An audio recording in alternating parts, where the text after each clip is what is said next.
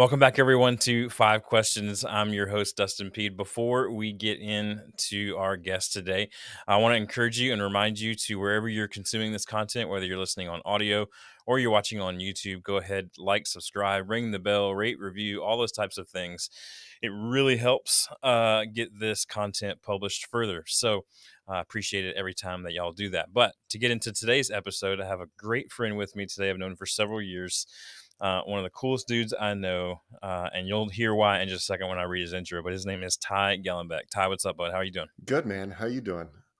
I'm doing great. So pumped to have you on here. I'm stoked. I'm gonna give a little shout out here. Definitely go like and subscribe to Dustin's stuff. Just do it. Like, this guy is working so hard on this stuff, and he's been inspiring and pushing me and kind of some other stuff. And so just do it. It's so easy and helpful. Do it. All right, Yeah. that's all. Yeah, it's free. Thanks, man. I appreciate it. Yeah, so let me just read Ty's intro here so you can understand why you need to know about him. So for the last 18 years, Ty has performed all across the country, from mansions in New Jersey to intimate Colorado wineries, which is where he lives. Since 2016, Ty has been performing his own magic show, Mind Blown Telluride in beautiful Telluride, Colorado, every single weekend. Thousands of people attend every year. Locals, tourists, and the occasional celebrity, which I've seen photographic proof of. I can vouch for that. Forbes Magazine, this is my favorite part. Forbes Magazine called Ty a celebrity musician. Whether you're looking for the perfect musician for your corporate event, a way to make your private party unforgettable, or an amazing speaker performer for your fundraising banquet, or someone to put on an incredible performance for your church, Ty is your guy. Perfect for small groups or major events. Ty can customize a show that is tailored specifically for your needs. I can vouch for that because when COVID hit, Ty got super creative and decided to do like online, like one-on-one magic shows for people. And so my family booked a magic show with him, and it did blow our minds. So Longest year and a half of my life right there. yeah, for sure. Ty is incredibly gifted, and so I wanted to talk to him today about creativity because what I want people to understand when it's watching this or listening to this is that creativity is not necessarily limited to someone who is in kind of the performing arts or the visual arts. Although I would say what Ty does is visual art as well. But creativity is everywhere. Creativity is problem solving, and you're constantly trying to figure out a better way to do things. And that's what I love about Ty, and I love about the mind and heart of magicians, is because they're always trying to figure out. Much like comedians, there's one little word, there's one little tweak, there's one little sleight of hand gesture I can change and really just kind of take this whole performance to the next level. Mm-hmm. And so I wanted to interview Ty about creativity. I look up to him as a creative professional and the things that he's able to accomplish. And so we're going to dive right in with these 5 questions on creativity, Ty. So I'll start with, who's someone that you have looked up to in your creative career? God, there's so many people, I think, at so many different levels. Like this, you sent me the 5 questions last night, and this is the one I'm like, this is the toughest question on here because Sure. I have friends that, like, the first guy I ever met as a magician that was a professional is a guy named Danny Ray out of Southern California. He's a Christian magician, performs for all sorts of churches and stuff. That dude is constantly trying to come up with new ways and things. And so from a magician's perspective, like, that's obviously someone that I look up to creatively. He's like making an escape room show right now, which I consistently Awesome. tell him, I'm like, you're a psychopath, because he makes things so hard, but they always turn out incredible. So Yeah. but I also love people like Jimmy Fallon. Like, Jimmy Fallon's one of my favorite people in the world to watch, just how he thinks. Yeah. Not only for, the way he crafts jokes and his stage presence, but also the way he is constantly able to make people feel comfortable with him. Yeah. And so I So good. love how he thinks through all of those type of things as well.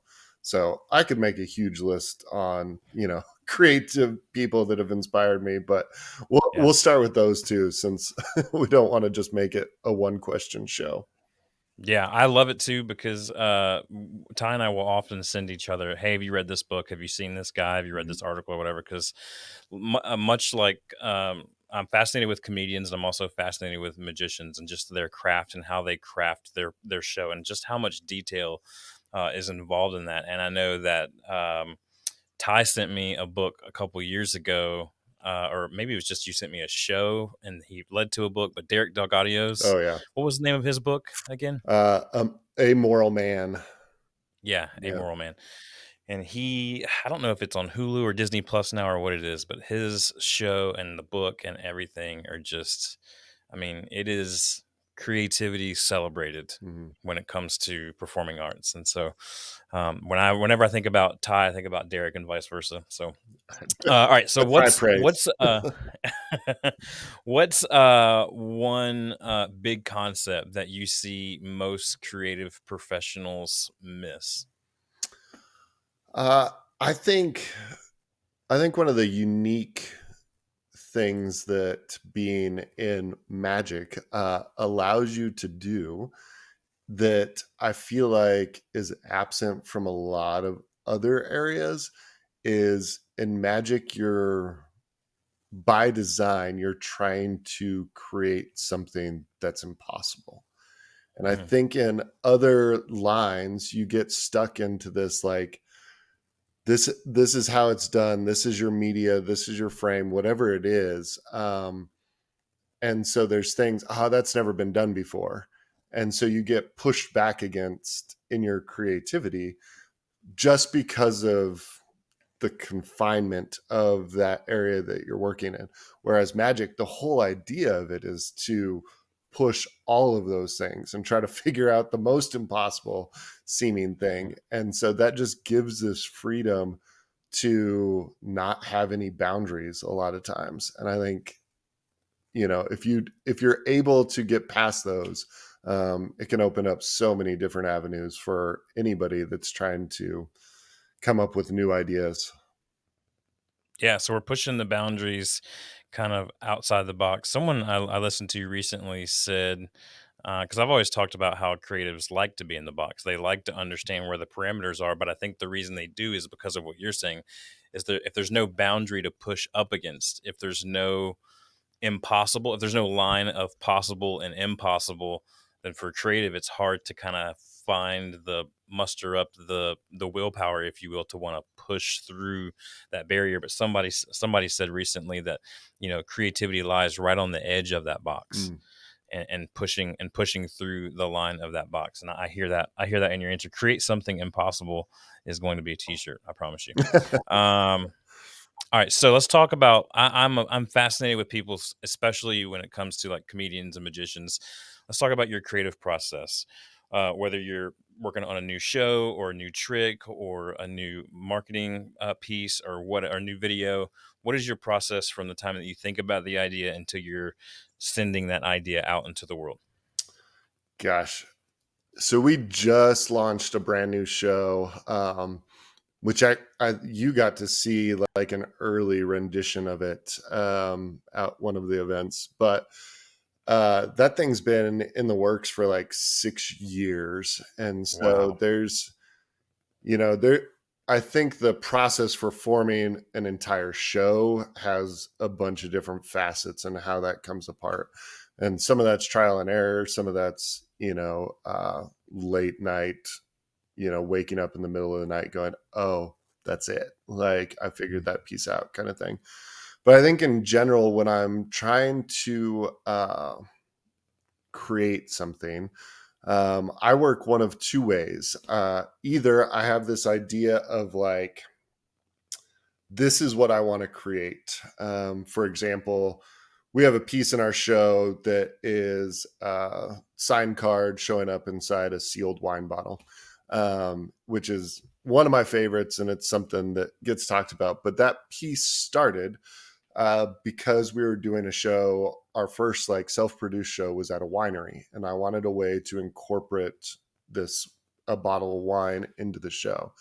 And so in Mhm. that case, it was starting with the end in mind and trying to reverse engineer back to how do you create this thing that I want.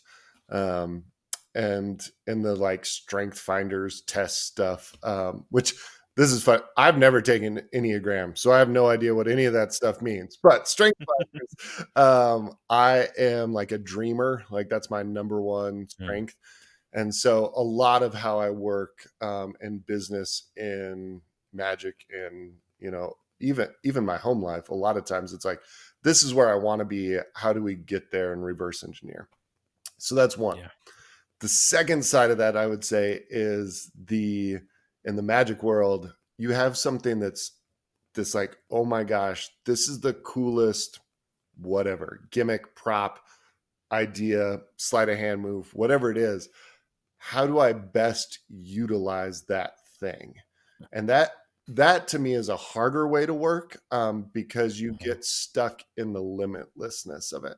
Because a lot of times there's like, I can literally do anything. Like I could predict anything. I could, whatever that thing does. And you're like, so how do you make this relevant to the audience that you're working with? And so that's taking the cool, and I think in an everyday life, taking the tools, the skills, the assets, the things that you are best at, and figuring out how to create something that you're passionate about that also lands with an audience, um, is the second way that I do that. Yeah, well, as you were saying, basically taking the technique and figuring out how to use the technique, my immediate thought went to AI. I mean, Mhm. that's the world we're living in right now, right? Right. Is that we have this technique, we have this technology, and people are going, well, what can we do with it? And the sky is the limit. But I did see this amazing meme the other day for creatives, because there's been a lot of talk in the artist world about like, hey, is AI going to replace the arts? Is it going to replace the artist? You know, because you could just say, hey, I want to see what Jimmy Fallon would look like riding a whale through the Right. city streets of Detroit, and boom, there you go. You Right. know, but this this meme said, to replace creatives with AI, clients will need to accurately describe what they're looking for, so we're safe. True. Yeah, it's true. I love that. All right, so let's talk about inspiration. We talked a little bit about kind of who you look up to, but just where do you look for in general? Is there any books, YouTube channels, podcasts, websites, anything like social media, anything like that that you look at, that you're consuming on a regular basis, or however often you do, to look for inspiration for your creativity? I mean, I think a lot of times for me, I'm trying to look to other art forms, to try to figure out ways to incorporate those kind of things into Mm, what I do, or just be inspired by them. yeah. I think as a very specific example, this is just a book, but Steve Martin's Born Standing Up, I read Yeah. So at good. least once or twice a year, just for inspiration. That book, I think anybody who's trying to create something, anything, music, comedy, Yeah. magic, theater, you know, speaking, I think you should read that book. So that's a Yeah. very specific example. But I love it. I mean, a lot of times it's just, everything from painters to dancers, funny YouTube videos, like it. Uh, I will watch other magicians, but at this point, a lot of times it's more nuts and bolts that I'm looking at, about like, Right. how is your stage built? Like, what are you using for lighting? I'm not Right. looking at, necessarily their presentation as much as I'm trying to just figure out ways, um, to raise the level of what I'm currently doing. Yeah. So, Yeah, so Steve Martin, I've read that book a couple times myself as well, and he someone gifted me at the beginning of this year a subscription to Masterclass, and Steve Martin is on there. oh yeah. Hmm. And I watched that was one of the first ones that I Yep. watched, and yeah, the level of brilliance and attention to detail and performance and creativity is just unmatched. All right, I love this last question. It's one of my favorite ones to ask people when I'm doing creative interviews. Is, what's one thing that I can do today to be more creative than I was yesterday? Uh, Dream about everything. I mean, I think push yourself to think of, yeah, the most impossible thing and whatever, okay, I want to have a painting up at a gallery in New York. Okay, great, perfect. How do you work backwards from there? Would be one of the things. The other thing, and this is not my idea, but it is something I use all the time. Um, if you get stuck in a creative process, work on it excessively right up to the point you go to sleep. Um, because your subconscious will do incredible things while you're sleeping. Amazing. I have solved so many of the biggest pieces of my show that I get hung up on in the middle of the night. And so wake up, open my phone, write down all this stuff like, oh my gosh, this is it. And then it's never finished, but it's usually the breakthrough I needed to take those next steps. Man, that's a new one. I haven't heard that one yet, and I love it, and I'm gonna steal it. Well, it's not Uh, mine. So, yeah, I'm still into it. I mean, there's nothing new under the sun anyway, right? yeah. We're just regurgitating. We're stealing like artists out here, as Austin Kleon says. All right, so yeah, that's it. Ty, thank you so much for being part of the show. I want to let everybody know you can see his Instagram handle at Ty Gallenbeck on your screen right now, but I also want to let them know for his magic content, you can follow him at Mind Blown Telluride. If you have any plans of getting anywhere in the state of Colorado or even remotely close to it, I highly suggest you get out to Telluride, where he's going to be performing most weekends out there. And I highly suggest that you see him. I've seen him perform a handful of times, including the private show we had for our family. It's absolutely incredible. Mind blowing is the most accurate description of it. I've watched people literally like just get headaches at his show because they don't understand what's happening. And then his website, if you want to find out where he's at, what he's doing, all those types of things, or if you're interested in booking Ty, I highly encourage that as well. He's on the East Coast regular. We met up in Atlanta a few times already. So TyGallenbeck.com would be a place to get that information and to find out more about him, what he's doing, and to book him for your next event. Highly, highly encourage that. Ty, thank you so much for your time, man. Yeah, It man. means the world to me. I appreciate it. Thanks, Dustin. Like and subscribe. Do it. We all need it out here, but Dustin's doing great things. So make sure you support him too. Awesome. Thanks, Ty. Yeah. Thanks, everybody, for watching and listening. We'll talk to you next time on 5 Questions.